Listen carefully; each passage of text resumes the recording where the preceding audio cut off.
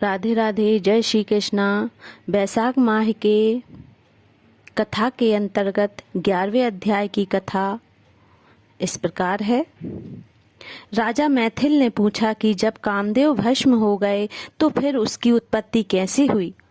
श्रुतदेव कहने लगे कि यह कथा स्वामी कार्तिकेय के जन्म की है, जो यश और पुण्य देने वाली है।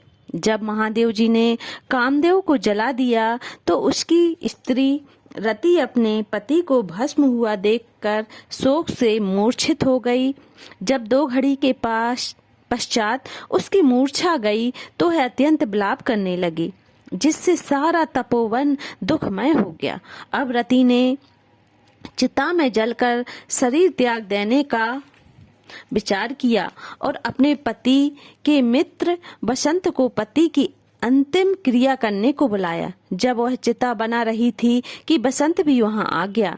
तब रति को देख अति दुखित हो रति को समझाने लगा और कहने लगा कि आत्मघात करना उचित नहीं है तथा धर्म के विपरीत है। जब बसंत ने उसके शरीर त्यागने का विचार दृढ़ देखा तो नदी किनारे पर चिता बनाई और रति गंगा में स्नान कर सब इंद्रियों को रोक और मन को आत्मा में लीन करके चिता पर चढ़ने को तैयार हो गई। तो उसी समय आकाशवाणी हुई कि हे पति प्रेमा, तुम चिता में प्रवेश मत करो। तुम्हारा पति महादेव जी और कृष्ण भगवान से उत्पन्न होगा। इस प्रकार क्रम में से 2 जन्म होंगे। तब दूसरे जन्म में श्री कृष्ण के द्वारा रुक्मणी के गर्भ में प्रद्युम्न रूप में उत्पन्न होगा। तू ब्रह्मा के श्राप से संबर नामक राक्षस के घर में निवास करेगी। वहीं तेरा पति प्रद्युम्न तुझको प्राप्त होगा। इतना कहकर आकाशवाणी समाप्त हो गई। और जब रति ने आकाशवाणी सुनी तो उसे चिता में प्रवेश नहीं किया।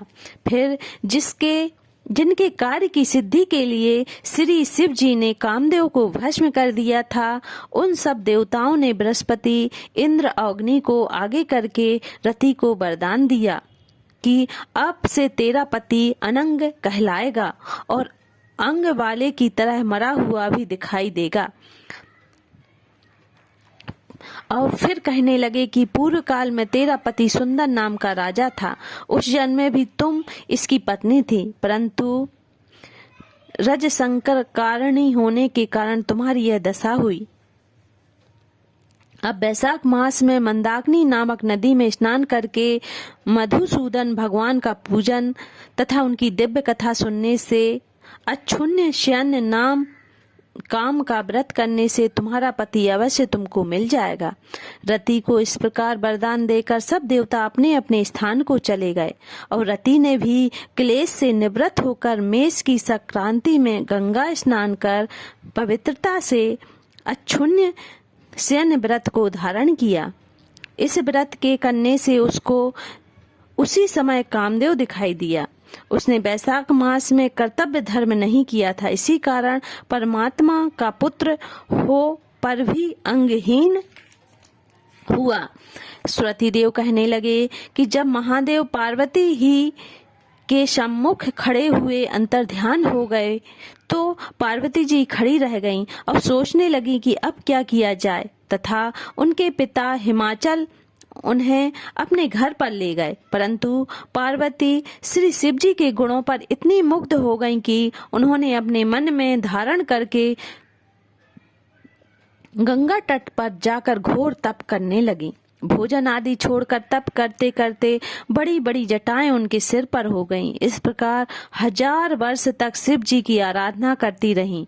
एक दिन सायकाल के समय श्री महादेव जी पार्वती जी की परीक्षा करने के लिए ब्रह्मचारी वेश धारण कर उनकी पर्णकुटी में आकर उनकी अचल भक्ति देखकर कहने लगे कि हे भद्रे, जो तुम्हारे मन में हो वरदान मांगो। तब पार्वती जी कहने लगी, मैं यही वरदान मांगती हूँ कि आप मेरे पति हों। तथास्तु कहकर शिव जी ने सप्त ऋषियों को बुलाया। उपस्थित होने पर उन्हें आज्ञा दी कि तुम हिमाचल के पास जाकर विवाह का प्रस्ताव रखो। 7 ब्रह्मवादी ऋषि चारों तरफ प्रकाश करते हुए आकाश मार्ग से हिमाचल के घर पहुँचे। राजा ने उनका यथोचित पूजन आदि से सत्कार किया तब ऋषियों ने कहा कि हे राजा हिमाचल, तेरी कन्या पार्वती पहले दक्ष की कन्या सती थी, जिसने अपने पिता के यज्ञ कुंड में गिरकर अपने प्राण त्याग दिए थे। इनका विवाह करने के योग्य शिवाय शिव जी के और कोई नहीं है, इसलिए तुम अपनी कन्या का विवाह श्री शिव जी के साथ कर दो। तब हिमाचल ने कहा कि मेरी कन्या ने तो छाल के वस्त्र पहनकर गंगा तट पर शिव जी के साथ विवाह करने के लिए अनशन व्रत धारण किया हुआ है, सो उसकी मनोकामना पूर्ण हुई। आप महादेव जी को जाकर कह दें कि मैं प्रीति पूर्वक अपनी कन्या उन्हें अर्पण कर चुका हूँ, आप उसको अंगीकार कीजिए। फिर हिमाचल कन्या के विवाह के प्रबंध के लिए सोचने लगे।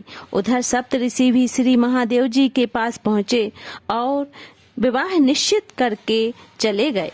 इसके पश्चात निश्चित तिथि पर लक्ष्मी आदि सब देवी और विष्णु आदि सब देवताओं ने विवाह महोत्सव देखने के संग बारात लेकर श्री महादेव जी बैल पर आरूढ़ होकर चारों ओर भूतगण से सेवित शंख, भैरी, मृदंग आदि बाजों के शब्द के साथ सब बंदी जनों के समूह सहित ऋषिगण की वेद ध्वनि में हिमाचल के घर में प्रवेश किया और सुंदर शुभ मुहूर्त, लग्न तथा शुभ ग्रहों की दृष्टि में हिमाचल ने अपनी कन्या श्री पार्वती जी का विवाह श्री महादेव जी के साथ कर दिया।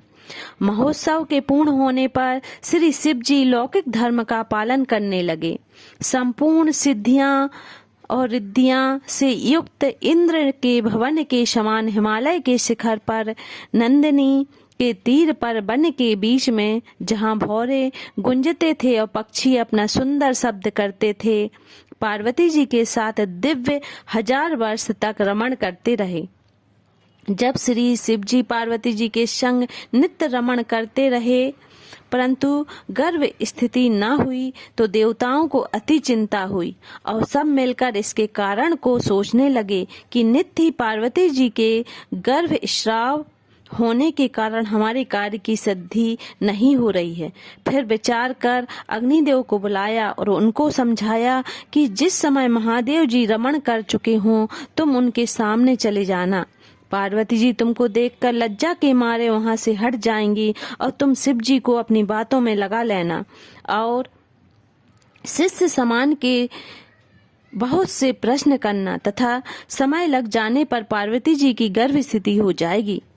अग्निदेव ने ऐसा ही किया और रमण के समय वहां पहुंच जाने से पार्वती जी वस्त्रहीन होने के कारण लज्जा के मारे रमण छोड़कर एक तरफ हो गईं। शिव जी महाराज को ऐसे समय में अग्निदेव का आना बहुत बुरा लगा और उन्होंने श्राप दिया कि मेरा वीर तुम्हारे मुख्य द्वार से तुम्हारे उदर में प्रवेश करे। तब अग्नि ने उस वीर को अपने उदर में ग्रहण कर लिया और 10 महीने बीत जाने पर उस तेज वीर को गंगा जी में डाल दिया। गंगा जी भी उसको सहन न कर सकी और उसको सरकंडों में फेंक दिया और वहां पर उसके 6 भाग हो गए। तब ब्रह्मा जी ने 6 कन्याओं को भेजा। उन्होंने 6 भागों को जोड़ा जिससे 6 मुख और 1 अंग ऐसी आकृति का बालक बन गया और बहुत दिनों तक उन सरकंडों में ही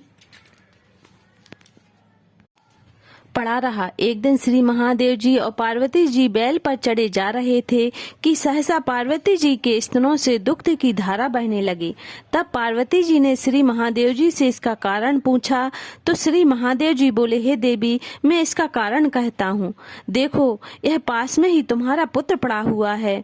और फिर श्री महादेव जी ने पिछली सारी कथा पार्वती जी को सुनाई और कहा कि उसी को देखकर तुम्हारे स्तनों में दूध आ गया है, क्योंकि वह तुम्हारा ही पुत्र है।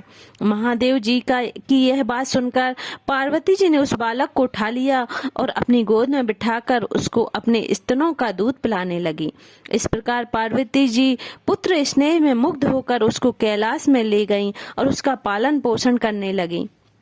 श्रुतदेव कहने लगे कि राजन, यह कुमार के जन्म की कथा मैंने तुमसे कही। वैशाख माह का 11 अध्याय समाप्त होता है। राधे राधे, जय श्री कृष्णा। दोस्तों, वीडियो कैसा लगा कमेंट करके जरूर बताएं।